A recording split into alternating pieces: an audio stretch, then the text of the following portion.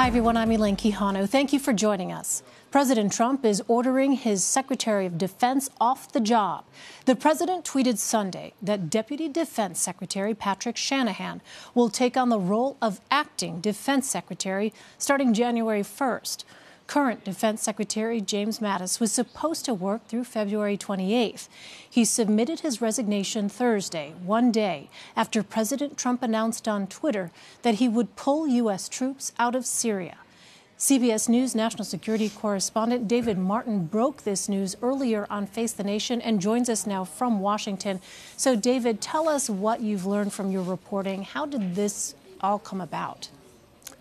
Well, this effectively turns Secretary Mattis's resignation into a firing, because the Secretary of Defense had said he would depart on February 28th, which would be after the new budget for the Pentagon had been submitted, and it would be after another meeting of NATO defense ministers. He said that would give time for a search for his successor and an orderly transition.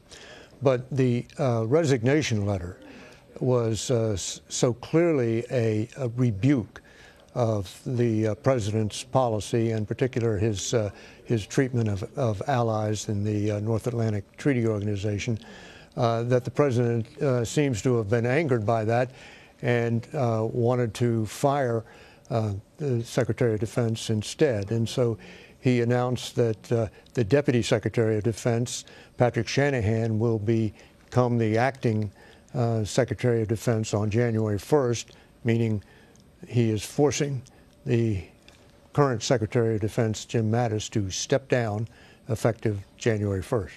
I want to ask you more about Patrick Shanahan in just a moment, but I'm wondering, David, what is the practical effect of this kind of accelerated timeline here, pushing out the defense secretary at a time when he had planned to be there, as you note, through the end of February? What does this mean? Well, it means the turnover is going to be more disorganized, even chaotic than it would have been.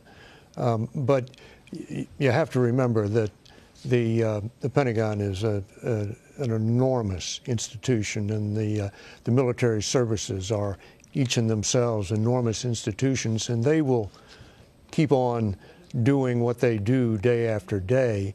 It will just be at these top levels where the turnover in leadership is occurring, and because the deputy secretary is becoming the acting, he is up to speed on most things that are going on in the department, because he is the day-to-day inside manager of this vast bureaucracy that is the Pentagon. So I think the primary effect is going to be that it will be obviously more hasty, more disorganized because it is done with more haste, but it will also create the public perception that Jim Mattis has been fired as opposed to resign, which is what happened in the first place. So President Trump announced on Twitter that Deputy Defense Secretary Patrick Shanahan will become acting secretary. Tell us what we know about Patrick Shanahan. Well, he comes from Boeing. He ran their commercial aircraft business for years. He likes to say that he has built more aircraft than anybody in the world, and it's probably a true statement. So he knows how to run a major manufacturing enterprise, which in some sense is what the Department of Defense is. It's this huge undertaking that requires real executive skill to run.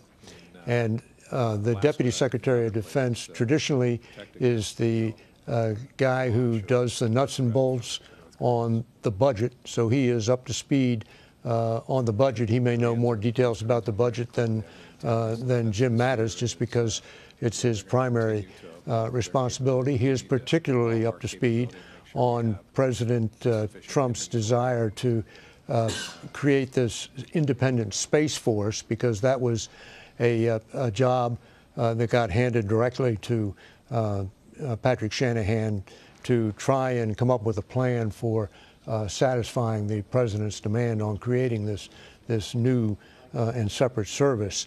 It may, in the end, come to naught because only Congress can create an independent military service, and with the House now in Democratic hands, or about to be in Democratic hands, I would think it unlikely that he will get congressional approval. But there's no question that Patrick Shanahan, A, has executive experience, executive skills, and B, that he knows the workings of the Defense Department budget. So he is prepared to become the acting secretary.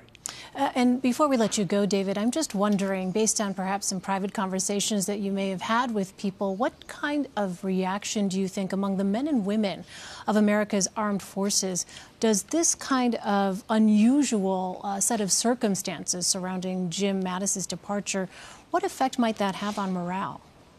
Well, this is not going to go down well. He was revered by the troops, mainly because of his career as being a Marine general, and in the course of that career earning the famous nickname of Mad Dog. And turning this resignation on principle into a firing comes on top of the original issue which prompted his resignation, which was the president's decision to pull out of Syria. Military people view abandoning allies on the battlefield as a dishonorable act. So they see this withdrawal from Syria as an act of dishonor, a blotch on the record of the military. And on top of that, it made the officers who were directly involved in supporting the fighting in Syria, it's made them look like fools because they were proceeding on the agreed-upon strategy, which was that U.S. troops were going to be there for the long haul, and were making public statements and private commitments to that effect. And then all of a sudden, the president pulled the rug out from under them, and now he has followed that by making Secretary Mattis's departure more precipitous than the secretary thought was wise. All right, fast-moving developments. David Martin in Washington for us. David, thank you. Sure thing.